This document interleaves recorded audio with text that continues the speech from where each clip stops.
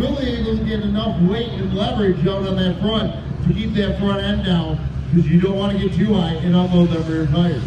Yes, this truck here is kind of a throwback to the early days of modified pulling, when the truck chassis were actually the same length as what they was OEM.